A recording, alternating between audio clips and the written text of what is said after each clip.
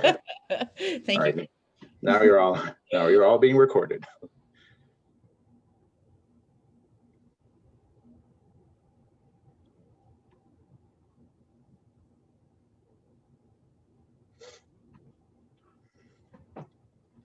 All right, let's go ahead and get started. Amir, you can get started, sir. Call to order. All right, so go ahead and call for order. I'll do a roll call. You've got it. All righty. Chairperson Thagavis. Present. Vice Chairperson McCauley. Here. Thank you. Committee Member Bowen. Committee Member Chang. Present. Committee Member Gore will be absent today. Committee Member Guzman. Here. And Committee Member Woodrich. Here. Thank you all.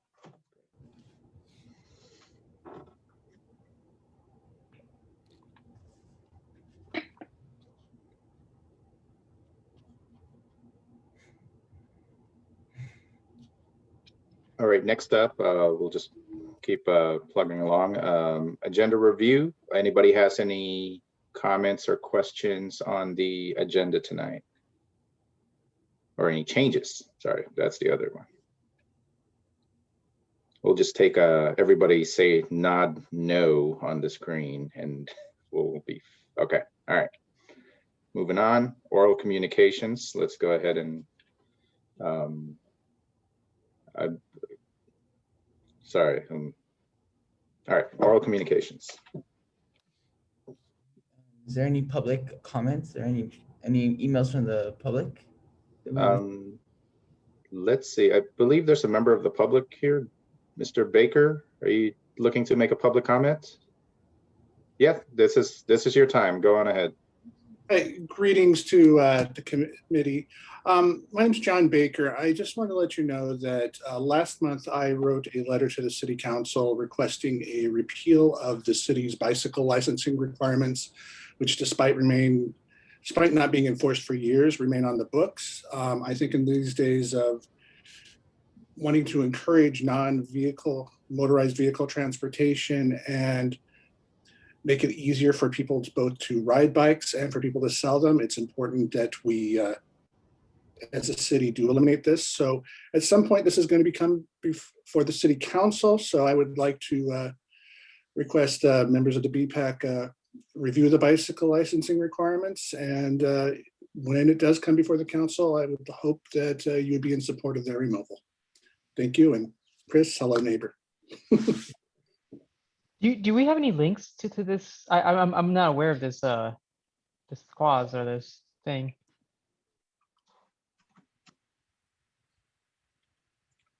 Yeah, Oh, John, you muted. No, I didn't know there was a licensing requirement. I can leave a link in the chat. Great.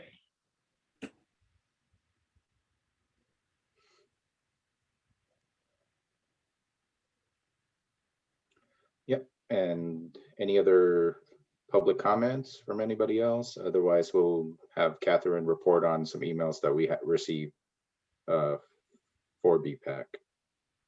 I sent an email out about something for a proposal for a green lane, but we could do that after all the other emails as well. Yeah, I thought that was something you were going to bring up in committee comments. Okay. Yeah, so that was fine, but that was received. Just for clarification, the BPAC, it goes to basically myself and Catherine, and then we report to you. So got it. Yeah. Yeah. But now, like you're welcome to make those comments at the next stage, and then we'll figure out what to do that. That's good. All right, Catherine, go ahead. Yes, so we did receive the email from Committee Member Chang. We'll discuss that during committee comments. We also received an email from Michael Brune of the Sierra Club. So they do outreach for support on matters like climate action, protecting natural areas, clean energy. So they were passing along an opportunity to support. I can go ahead and forward that to all of the members. But besides Committee Member Chang's email and then also Mr. Baker's, those were the emails that were received by BPAC since the last committee meeting.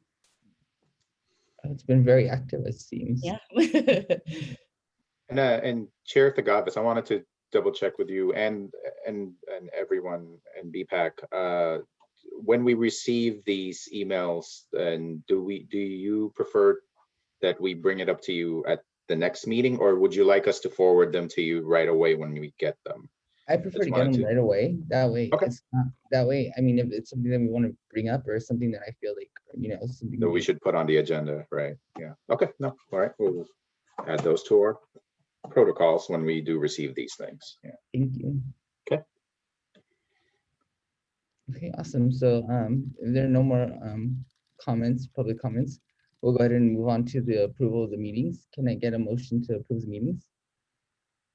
Or the minutes for the meeting, I'm sorry. Sure, I'll go down the list. Chairperson Thagavis. Aye. Okay. Chairperson Macaulay, or Vice Chair, pardon.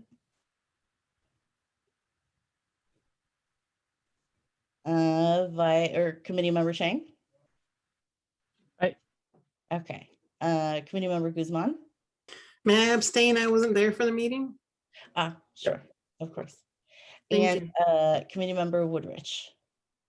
Aye. Okay, perfect. Thank you all. Awesome. So the minutes are approved. Then we'll go ahead and move on to the administrative business. So let's go ahead and talk. Seems an agenda is a Silicon Valley Bicycle Coalition, the Vision Zero. Yeah. And I just want to welcome our representatives from SVBC, Emma Shales and Katie DeLu. So welcome. Floor is yours. Thank you. And I think you need to stop script sharing so I can present. Oh, that's right. Okay. You think after 14 months we'd figure out Zoom, but We'll never figure it out. It's just one of those things. And remember, we started with GoToMemeeting. Remember Oh my gosh, that nightmare that was? long gone. Okay. And just 1 second while I get my screen set up. I'm going to share, let's see, in presenter view, and let me know if you, in a moment, see the right screen. All right, are you guys seeing the presentation? Yes. Cool. Got it right. Yay. All right. Hi, everyone. My name is Emma Schlaze, and I am the Deputy Director for Advocacy and Programs at Silicon Valley Bicycle Coalition. I'm going to move your little cameras so I can see them. And I have been working here since 2013, if you can believe it. And I started as the San Mateo County Advocate back then. And our current San Mateo County Advocate, Sandhya Latta, she's not here tonight, but she'll be the main contact. She's just coming back from maternity leave. So hopefully we'll see her soon. And Katie DeLu is also on the call. She's one of our board members and she lives in South San Francisco. So she's been a really great ally in your city. And I'll mention this again, but she is leading a local team of folks in North San Mateo County who want to get more involved in bike advocacy. So definitely check in with her if that's interesting to you. I mean, you guys are already part of the bike advocacy world as the BPAC. And I apologize, I've been talking all day if my voice is a little scratchy, but okay. So we are a nonprofit membership-based organization with a mission to create a healthy community and environment and economy through bicycling in San Mateo and Santa Clara counties. So that means we work everywhere from South San Francisco, even Brisbane and Daly City down to Gilroy and Morgan Hill and everywhere in between. What is Vision Zero? Well, I guess first I just want to ask, well, I would ask, I guess first, how many of you know what Vision Zero is? You can just raise your hand or, okay, I see some raise hands, some shaking heads. So how many of you feel safe biking on the roads in your city right now? Raise hands, some shaking heads, yeah. And what about walking? Okay. So a lot of you we would categorize as interested but concerned. Like you want to bike, you want to walk more, but you're afraid of being hit by a car. And that's just really common and something that we're constantly working on to address to to get more people to be able to bike so that they feel safe. And we need to shift that perception to get more people biking and walking. And then for those who don't have any other options, we also want the roads to be safe, who do have to bike, and not be impacted just because that's the only way they can get around. So Vision Zero is just a concept, it's an idea that it's a goal really to have 0 deaths or major injuries on the roads. And this kind of involves a shift in how people think, because for forever, we've thought of collisions as accidents, and that these are kind of inevitable, just a fact of life.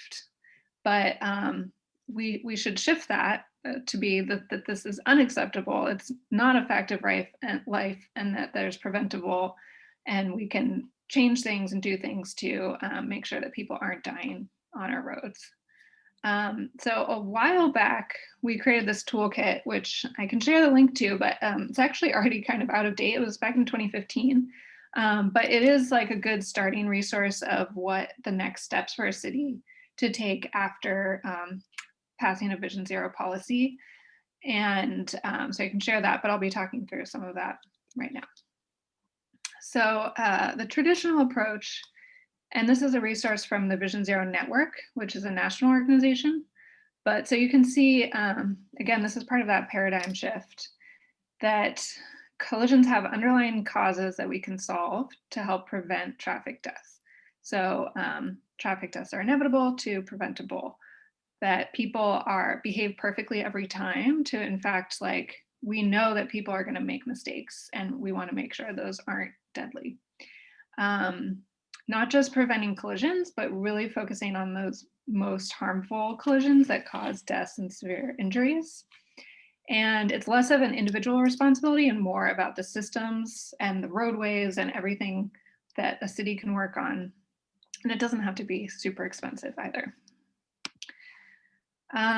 So injuries and fatalities are disproportionately impacting people walking and biking, because we have such a small percent of commute trips in San Mateo County are biking and walking, but 7% of the collisions in San Mateo County impact people biking and walking.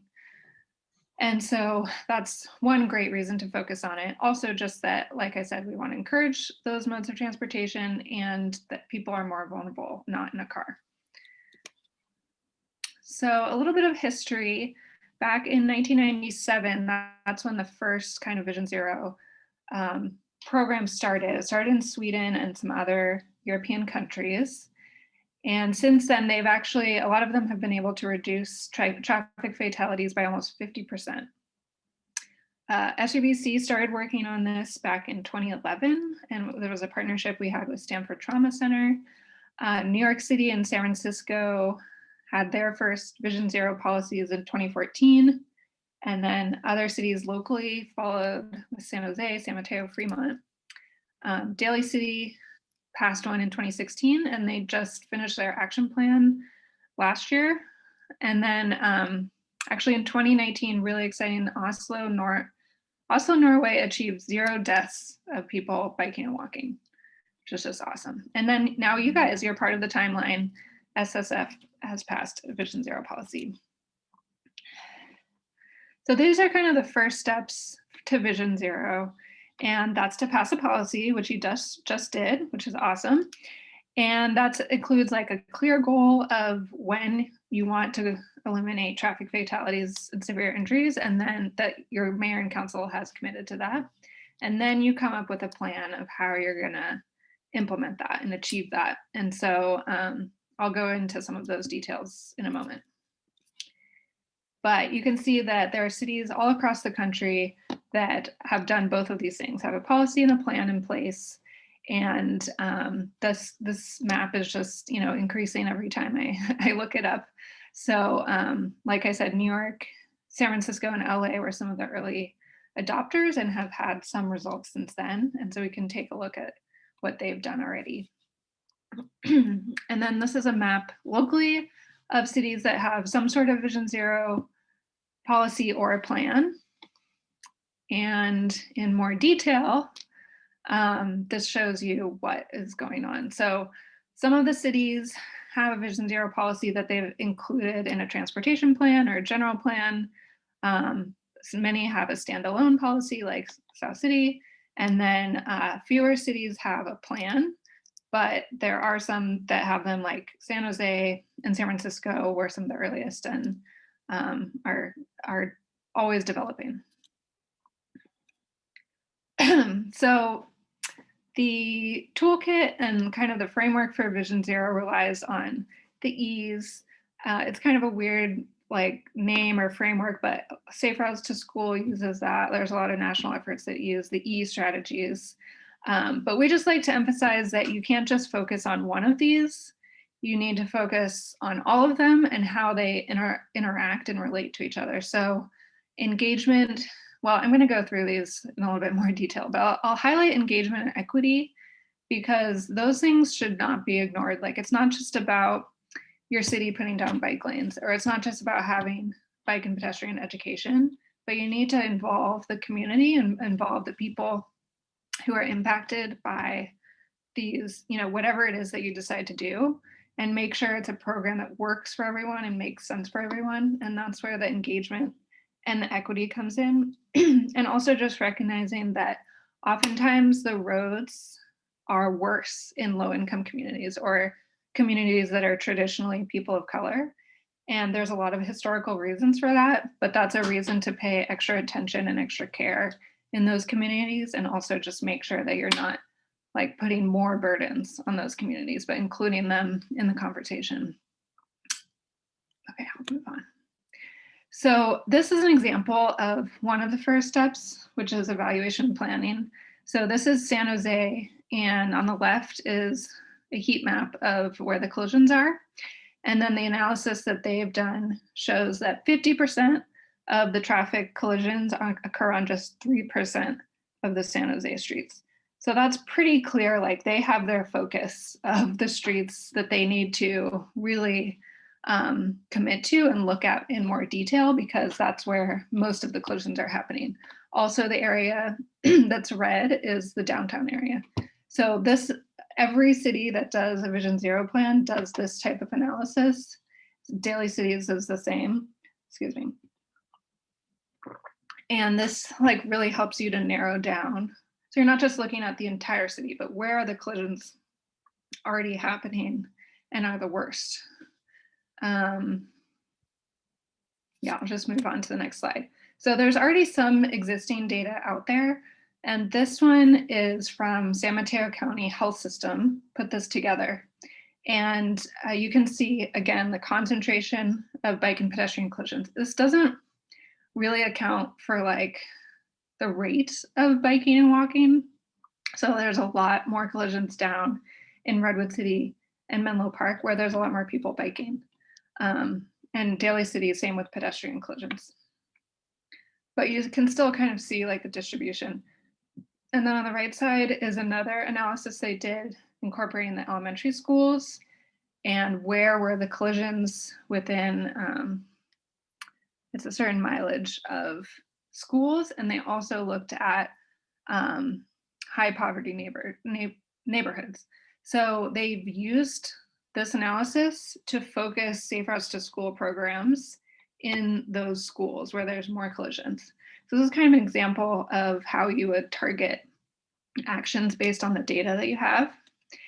And I looked at the collision data for South San Francisco. This is, I'm going to get to it in the next slide, but this is information that's publicly available on the statewide integrated traffic record system. All right, I'll go to the slide. But this is a website that anyone can access. And this is what I pulled from 2015 to 2020. It's not completely up to date just because it's still early 2021. And this is specifically from police reports. So if there's like solo crashes or things that aren't reported to the police, then they won't be reflected here. But Chris can talk more to you all about like the resources within the city. You'll probably be able to pull crash data from different sources, including the police reports. But anyways, this just gives you an idea of where the higher concentrations of collisions are. And this is specifically for bike and pedestrians. And you can see, I mean, as you may guess, Grand Avenue and El Camino are where there are more collisions happening and probably more people biking and walking. And this same website, same tools. This just shows some graphs. So there was 10 fatal collisions in the last 5 years. And then the others were different severities of injuries. And then this looks at the primary collision factor. And I sorted that on the right by number. So you can see the majority of collisions were pedestrian right-of-way. That means the pedestrian's right-of-way was violated by a person driving. And you can get a sense for some of the other, like improper turning, unsafe speed, there's lots of examples. But again, this is what's reported on the police report. So I just want to emphasize that can often be a little inaccurate depending on when the police get there, like who they're talking to. There's just, unless someone's witnessed the collision that wasn't part of it, it's hard to get perfect information. But this type of data helps you really focus on what types of interventions that you want to put after looking at all of these. And I believe the city is doing a collision analysis, which Chris can explain more if you haven't already talked about it. Okay, so once you look at all that data, then you start to come up with ideas for changing the streets, what we call engineering or design or infrastructure. But this is just one example of why it's so important to focus on engineering, is because the faster a car is moving, the more likely that someone is going to be killed if they're hit. And also, it's not really shown here, but there's another graphic I sometimes use where as the faster you're going, your peripheral vision narrows. So like if you're going 40 or 50 miles per hour, you're seeing less like outside of your peripheral vision. So that's why speeding is just so important. And it's like across the nation shown to cause like a really high rate of collisions. I'm sorry, I have the data here. It says in 2012, speeding contributed to 30% of all fatal collisions in the United States. So there are lots of engineering fixes that can get you to, it's not just about setting the speed limit to a lower limit, which is actually kind of hard to do, but changing the street with physical infrastructure, like the next slide. So narrowing the lanes, reducing the lanes, adding bike lanes, widening sidewalks, also adding crosswalks, like all of these visual cues actually help to slow vehicles down. And then that just makes it safer for everyone. And this doesn't cost like that much money. Some things cost more than others, obviously, but paint is cheap, like compared to big other changes. And it's really effective to do when you're already repaving your street. Crosswalks, like the top one is kind of the standard crosswalk that you've seen for many years, but these crosswalks are much more effective. They've done studies of visually triggering drivers to slow down because they're just, the way that they're painted is more visible to drivers. And then bulb outs or curb extension. So that's like making the curb come out farther into the street. That also creates that visual reaction to drivers to slow down. And this can increase yield rates by 40%. So a car is more likely to yield when you have these bulb outs. And then Katie shared these pictures with me. So this is one of your new protected bike lanes on North Access Road near SFO. So I just love these pictures with her daughter, but these are like the types of changes, like the bright green signals to people that, people are biking there. And the separation also really helps with that. And then this slide is from Los Altos. So this was like an example of the town working with the community to help decide the project. So I'm pretty sure they did like this demonstration event and had people test it out and give their feedback directly to the planners as they were doing it. So this was like, they were just gonna temporarily do this bike lane. It wasn't like permanent paint or anything, but then they could get that direct feedback and have people participate and be part of it. And that's why it's just so important to engage the community, because then it's less of a surprise. Like when it comes, you're definitely going to get pushback from people at some point, but just as the more that you can do that type of engagement, the more effective it'll be. So education is also one of those E's, but we also just need to teach people what safe behavior looks like and why it's important. So educating all ages, whether walking, biking, driving, or taking transit. SUVC does some safe routes to school programs, and we're actually doing 2 bike rodeos next week at Sunshine Gardens in South San Francisco. So that's really exciting. We'll probably hope to work more with schools in South San Francisco more, but just everyone, like people need to learn how to ride safely on the street as biking, but also drivers need to be aware of like how people walking and biking are gonna behave. And this is an example of a flyer that City of Palo Alto created. And there's some other ones, they're free on our website, but it's just like a little bit of education messaging to share, like, what should I do when I get to a crosswalk? Just an example. And then once you have all that infrastructure, like all the bike lanes and the sidewalks and the bulb outs, you got to encourage people to get out there and use them. Like that's what we saw in San Jose a few years ago. They did a bunch of green and protected lanes downtown San Jose and no one was using them. And they were like, how do we get more people out there? And so we worked with them to do some bike rides and some other like events so that people knew, not only like knew about the new lanes, but also how to use them, because there was some parking protected lanes and some infrastructure that was a little different and new. And so just explaining that, but also the other part of it is like people don't always feel safe just like checking it out on their own for the first time. Like if you haven't biked on the street lately, it's going to be intimidating to get out there. So open streets events, bike rides, like activities that use the street, or like this other example is of a walking map of like you can walk to this destination in 5 or 10 minutes. Did you know that? And they have signs like in San Jose, like the park is 5 minutes away, 5 minutes by walking. So lots of little things that can be done to just get people using whatever new facilities that you guys implement.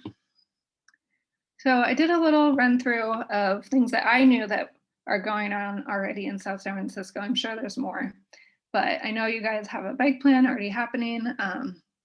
The collision analysis is called the Local Road Safety Program. And there's already some buffered and green bike lanes. I know the Centennial Trail and some safe roads to school, some bike racks, and the BPAC, which is you guys, your first step in that engagement. But there's more that you can consider. So definitely as you think about what that Vision Zero implementation plan looks like, also figuring out how you can work with the community to inform that. Like I said, focus on the intersections and streets with the most collisions. And from that, just find out like what's the low hanging fruit. Are there streets that are already being repaved that you can add bike lanes to, or crosswalks? And then those encouragement and education programs. And okay, we're here to help. Katie and the local team are here to help. I didn't include the information, but we have monthly meetings on the 3rd Wednesday of the month. So the next one is May 19th, and I can share the link. And SUVC, we've often provided letters of support for projects. We can review things. We can help with safe routes to school and community outreach. So we're here, whatever you guys need. And that's my contact information. And Sandhya, who I mentioned, who's the San Mateo County Advocate. And I think we'll be also presenting next week at your traffic safety committee. So that is the end. I will, I guess, exit this, but happy to take any questions.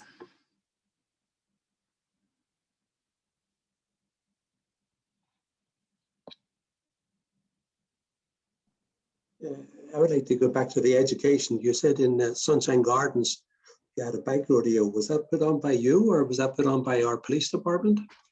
We're doing it next week. And basically, we're a vendor. We're an approved vendor with the San Mateo County Office of Education.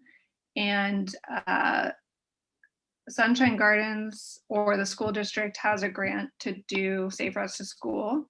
And so they contract with us to deliver the program. I think that that's something that we would be interested. I think, speaking for myself, of course, that we would be interested in doing is possibly starting up a bike group and having somebody come and give some education on the proper use of a bicycle in traffic, etc. The rules of the road for a cyclist. They kick off a good start. I like that idea of doing the rodeo. I would like to see something like that out on the Bayfront Trail. If you know, from in South San Francisco, we've got a 5.5 mile trail from Costco in the south to Oyster, or just beyond Oyster Point in the north. And if you add in Brisbane, it's a 7 mile one way. So it's a nice route for, and without crossing any roads, it's a safe route too. So I'd love to see something like that happen in the future, near future. Emma, has there been thoughts about how do we encourage a bike shop to open up in South City? Because it doesn't seem how we could encourage people in the city to ride bikes more if there's no place to easily fix the bike or rent bikes or, you know, otherwise get service from a bike. Yeah, that's a great question. So the last few years have been kind of weird because before the pandemic, some of the bike shops that are in our area have actually been closing because they just were losing business. And then now during the pandemic, the bike shops all went crazy and like bikes were sold out because people were turning to bikes as a way to, you know, get out of the house and stuff. So it's been a weird couple of years for the bike industry, the bike shops and everything. It's hard. I don't know. I don't know what you would do to attract a bike shop specifically. You could try talking to some of the companies. There's like Summit Bicycles and a few other like smaller chains and see if, you know, I think if there was enough interest, like maybe that would help bring them in. But then there's also nonprofit bike shops and also like there's none up here in San Mateo County, but in Santa Clara County, there's the San Jose Bike Clinic and Silicon Valley Bike Exchange, which take donated bikes and have programs to like teach people how to repair bikes and get bikes out of that. So that's something, I mean, you would need energy and people who are interested in doing that, but that's another option. I know that when I was at Google, they would occasionally have these trucks pull up that could do like mobile bike repair and stuff like that. Yeah. I wonder if those could maybe, I mean, I know like, for example, maybe the public library here, like on Grand Ave could be a resource, maybe in the parking lot there. If there was like a weekend bike clinic or maybe even just those tool things. I've seen sometimes there's just like, it'll just be like a rack with like a pump and a bunch of tools. Even having something like that installed near somewhere downtown could be sort of just like incentive. There are a couple of those on the Centennial Trail actually too. Oh, cool, cool. Yeah. I just put in the chat, I don't think Emma knows this yet, but my secret / not so secret long-term vision for myself is to open a bike shop in South San Francisco. I'm dying to make it happen. I don't know if it's total reality, but like I've heard this need so many times from so many people. I think there is a need here. It's not just this group that sees that. And having it like near the trail and one of the new developments going in there might be a really cool place to do that and get good visibility too. Yeah. I would love to. If y'all have money to throw my way to make that happen, I'm all for it.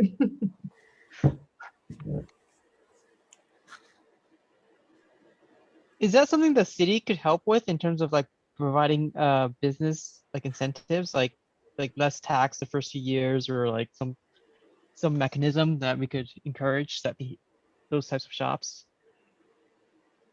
Certainly. You're talking to the wrong staff for that though, so we're going to have to punt that question to someone who would have an answer to whether we can provide incentives and things. But no, I don't see why not. But just to kind of add, like from a planning division perspective, like we have, you know, a lot of development, especially in the downtown and in new buildings coming up, they are all required to increase their provisions for bike parking, to provide kind of like all of these facilities and to be and even like in the east of 101 where we have all of the offices, any new office development, we're asking them as part of our transportation demand management program, our TDM program, to make sure you have a lot more provisions for bicycles and, you know, and things like that. So, you know, like the tide is shifting. It's just a little bit, you know, like it's coming. That you know, we should see that demand for, you know, bike access and the population that would elect to use a bike. Like we can foresee that increasing, because we're not increasing anymore. You know, we're not in the business of, you know, increasing road capacity for more cars, because that's not we've seen that doesn't really solve the problem. But you know, so it's coming. Like even with the new developments coming, there are ways to promote bicycling and basically be more multimodal. So we're with you there.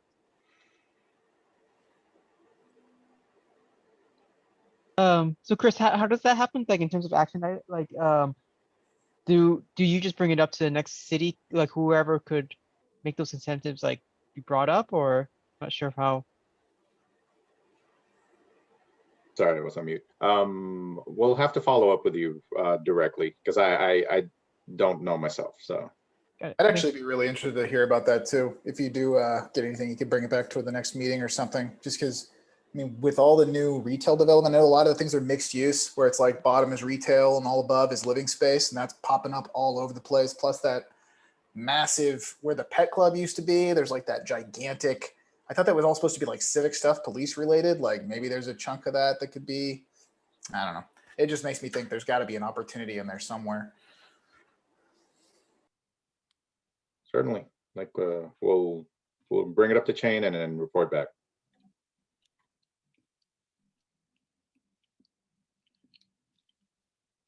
Any other questions?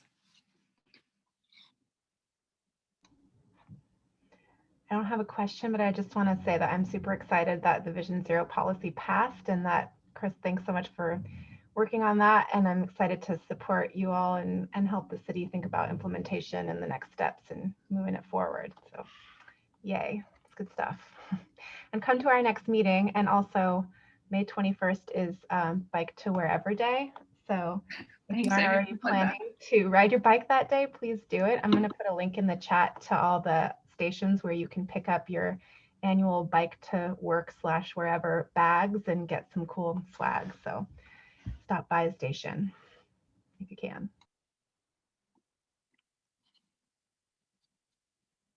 All right. Any other questions for Emma or Katie? Great. No, thank you so much for your time, and thanks for educating us on this. Thank you, guys.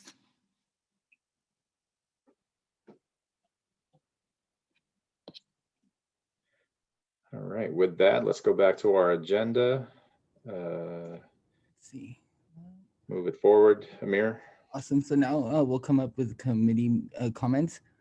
Sorry, I have really bad unstable internet connection, so I'm just going to be on from voice right now. Yeah, that's fine. Cool. Any BPAC member wants to bring up anything, and let's also take this time to kind of set the agenda for next month. I know, sorry to interject, we do have, I believe the city manager has an item that he'd like to bring up to BPAC. So I have no idea what it is. So like, don't ask me questions, but that's going to be on our agenda for next month. But let's go back to committee comments. Did anyone have anything else to discuss? Yeah, I'll say something there. There was a request on that program at nextdoor.com, is it? They were asking about, somebody was asking in general in South San Francisco about a bike group. We're trying to start one, and I advised them to hopefully come here and speak to our group here and ask for support. I think that through our, possibly not through us, but through our recreation department, that would be great if we could organize a bike group through our rec department and maybe have a weekly ride. And again, as I mentioned earlier, perhaps on the Bayfront Trail where it's safe for, especially for beginners, and they can get a nice ride in and get people comfortable on bicycles again, and incorporate in that a training program by either the Silicon Valley Bike Coalition or with our police department. They also have trained cyclists and get more activity going as far as biking. So anyway, they didn't contact us, but hopefully they'll reach out again and we can, or perhaps I'll send something to the rec department and ask them, would they be interested in doing something like that? Yeah, thanks, Frank. Like if they want to reach out and they want to present or and they want to be on our agenda for June, just yeah, have like once they reach out, let me know and we can add that item. Fair enough.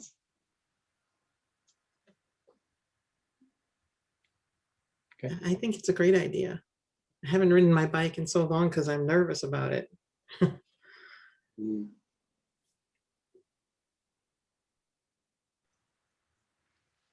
All right. Any Other comments? I believe Tommy, you had something you wanted to bring up or a proposal. Yeah. So along with Vision Zero, I think this goes well with that plan. So I was biking from Orange Park and just trying to get to Caltrain.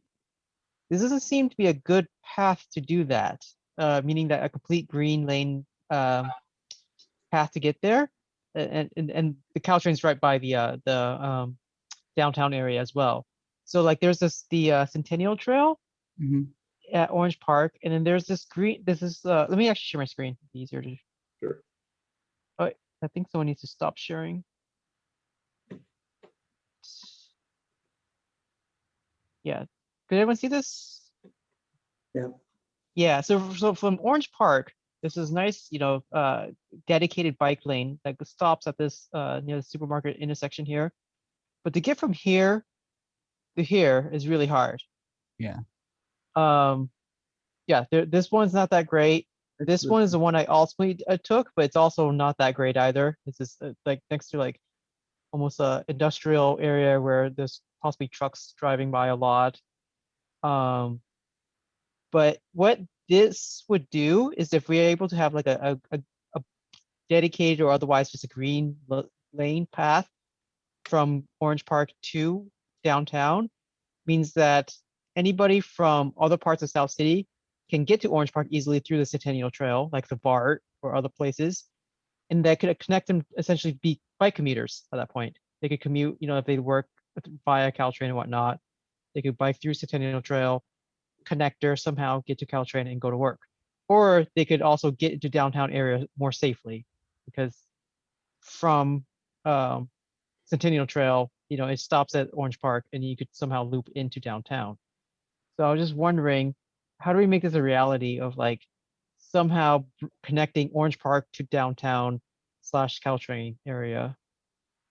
So I think personally, because I like that's literally my neighborhood, like that's where I live, and I think it'd be nicer to use railroad because railroad isn't as hectic or as like industrial as canal.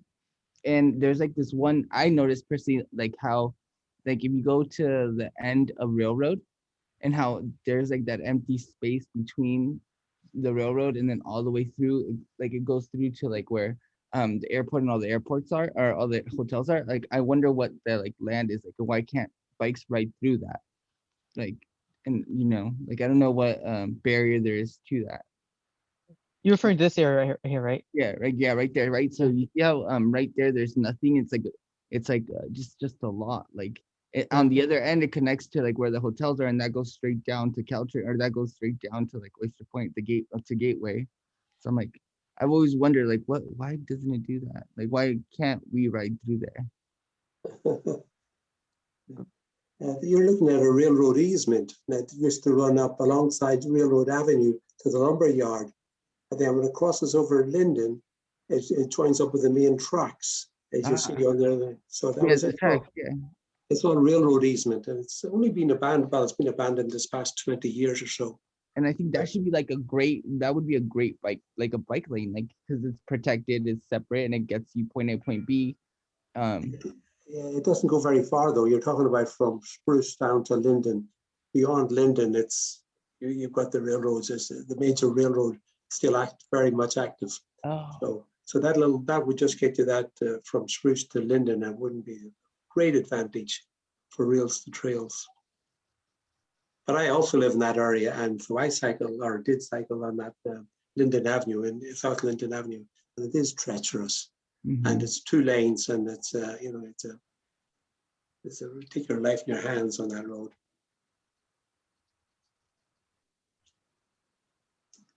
I would imagine it's not very nice, but I would imagine going up to Baden or Commercial even and coming down to avoid it might be better. Cross coming out of Commercial to one to Linden is difficult. I think Commercial might be a little bit wider than Baden, because Baden had correct. It's a wider street. Yeah. Yeah, so that would be making a connection from this part up Spruce to down to here.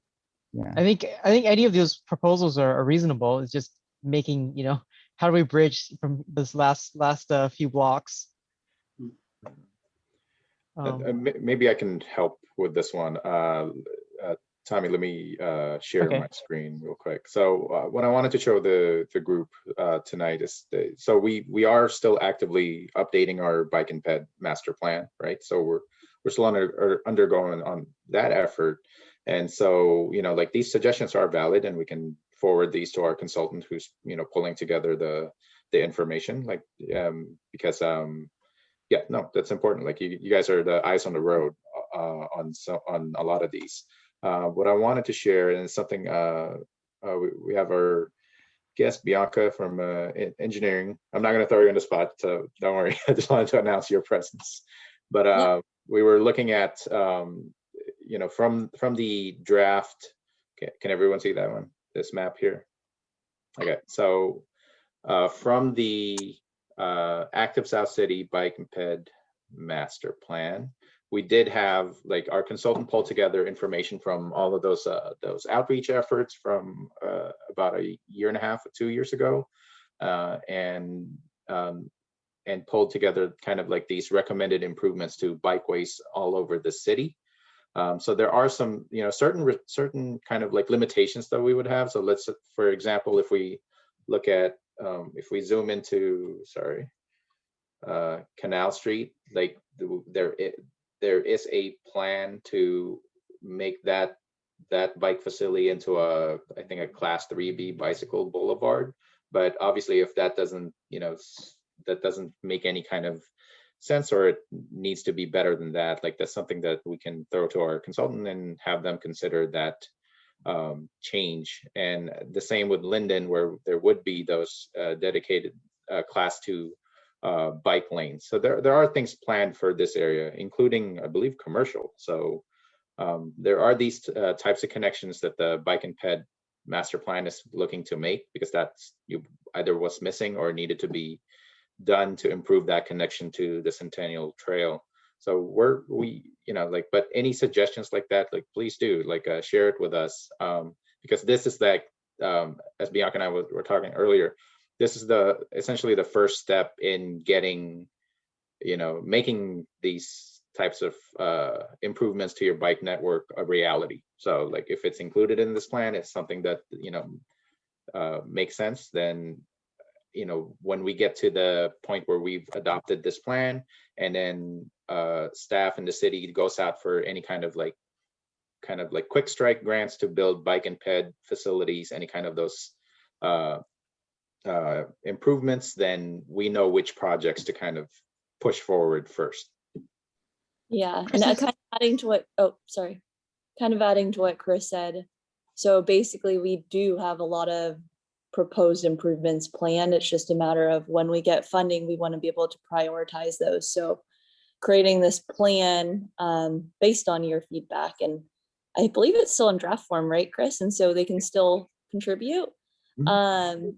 We want to understand what the residents and businesses want, and then what's feasible. I was looking at Canal Street earlier, and it looks like there's like it's a two-way road, so one way in each direction, and then some parking. So if we do decide to do like a class 2, my assumption why they made that a class 3B is probably to avoid removing parking. So good suggestions, but yeah, I would say forward, Chris, any comments? Because I believe it's still in draft form. I got a question from Emma. What is a class 3B? Class 3B is, and don't blame me for how we're naming these types of improvements, but what we read in the active South City plan is that class 3B is actually a bicycle boulevard, which includes sharrows. Because of the space constraints that led into the decision to make this a class 3B, and 3B because it means that in addition to just being sharrows, there would be some traffic calming improvements along that stretch, such as like speed humps or some kind of narrowing that's going to go on. It's like a enhanced class 3 bike lane. Mm-hmm.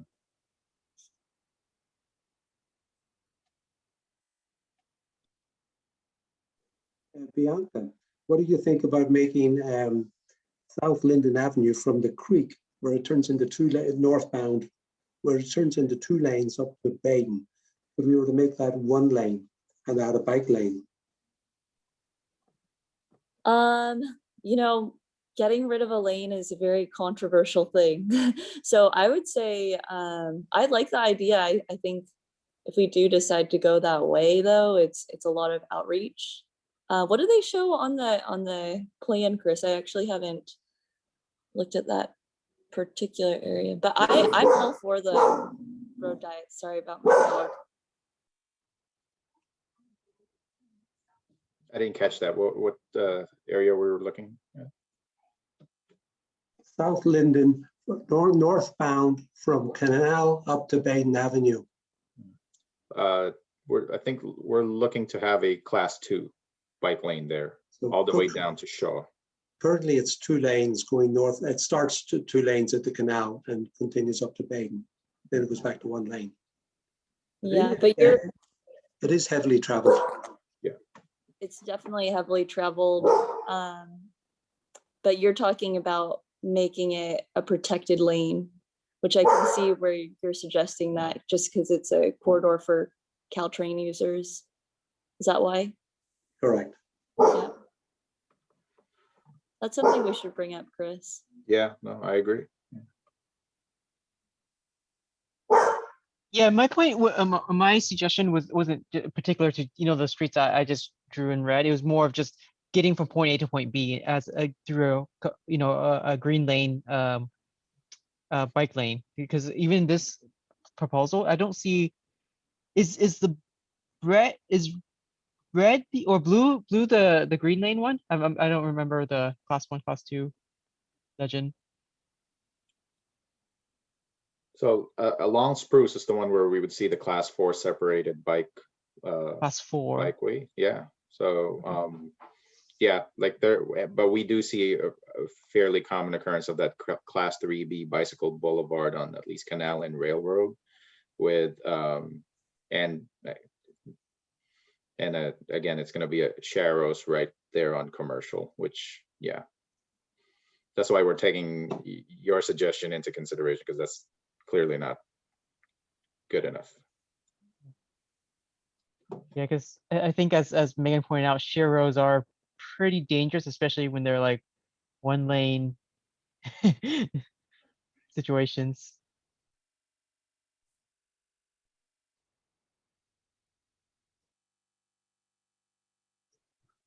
Honestly, if I had to bike to Caltrain, I would go all the way to the San Bruno one.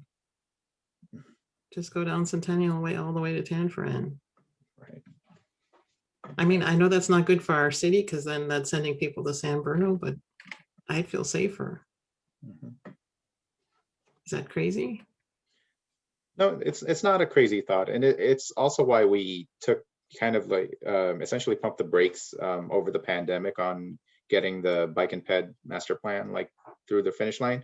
We were actually like supposed to have been done like May of last year, in the height of the pandemic.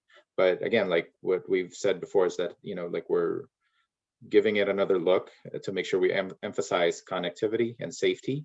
And again, then the landscape changed since then, that now we have a lot more interest in alternative modes and biking and walking, and making sure we have, bike lanes that do connect, and make sure and ensure that all the changes that are being proposed under the general plan preferred land use scenario captures some of these improvements, and at the same time that this bike and ped master plan reflects those changes, and like any kind of new zoning that's being proposed, any intensification of uses in certain areas, that we do have something along in the transportation element that kind of reconciles these two plans. So that's why we're taking the time. So again, like good suggestions, and we'll make sure to note them down and kind of bring them up to who folks above mine and Bianca's head on planning this document.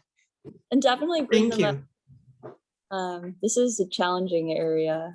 Caltrain is located where we have all our, we have our exit off the freeway. We have the entrance to downtown. So there's a lot happening there.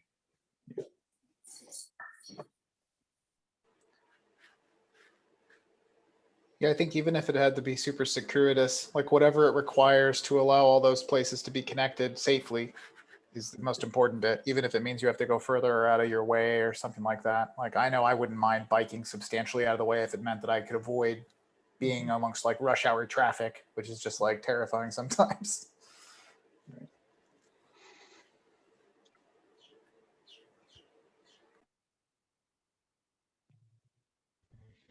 I And- want to echo your point,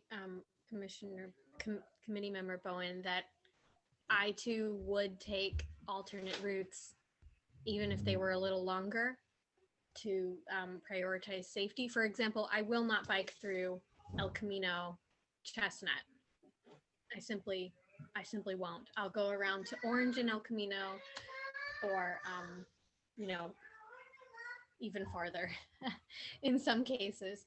But the problem with not having a connected bike network is that there are some places in our city that you simply can't get to in any way, shape, or form without first going on those roads that are so dangerous. So I think rather than just accepting that we might have to take longer routes from time to time, we really need to focus on changing the roads that are already here and making them safer.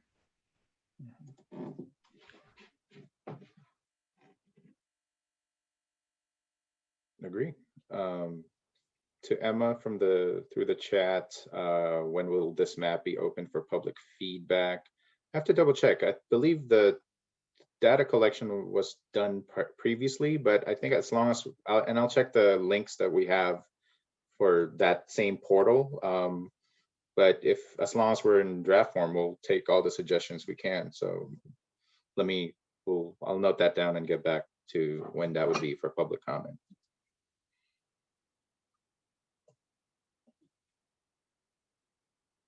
Okay, any other comments, questions? All right. Last couple of things on our agenda, staff comments. Remind me, Catherine, did we have anything? Nope, just to welcome Committee Member Guzman to her first meeting. Thank you so much for joining and supporting. And then also a big thank you to Committee Member Woodrich for supporting the committee. You will be missed, definitely. And okay, and actually, announcement, it's not related to BPAC, but it concerns the entire city. Reimagine Samtrans is they're looking at wholesale changes to transit service, which affects the city of South San Francisco and everywhere where Samtrans provides service. They're seeking public comments on their alternatives for bus service changes until May 31st. So I am putting in the chat the Reimagine Samtrans like website. And then so just make sure if you are interested, take a look at what they're proposing to do and provide comments that way. They're due May 31st.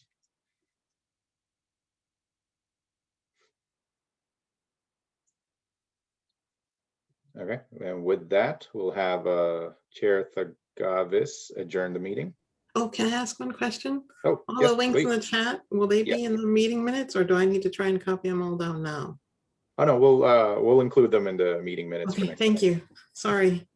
It's not often that we have a lot of It was too many. activity, yeah. But no, Been very that's part active of our in the chat protocol. If this it's in the time. chat, it'll be in the meeting minutes. Thank you. Awesome. So can I get a motion to adjourn the meeting at? Before we adjourn, Catherine just mentioned, Megan, are you leaving us? Yes, I'm sorry to say we're moving out of state quite unexpectedly. Aw. Oh, very sorry to see you go. We're going to miss your brood. All right, take care. Have a good time.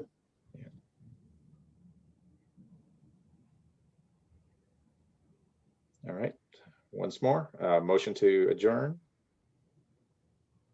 Or I'll make a motion to adjourn. Motion. great. I second that notion. All right, meeting is adjourned 7:04 p.m. And again, welcome, Mrs. Guzman. Megan, thank you so much for your work. And then we'll see you at the June meeting. Bye, everybody. All right, Take thanks care. everyone. Thanks Yes. all. Have a Thanks, great night. everyone. Bye. Good luck moving, Megan. Thank you.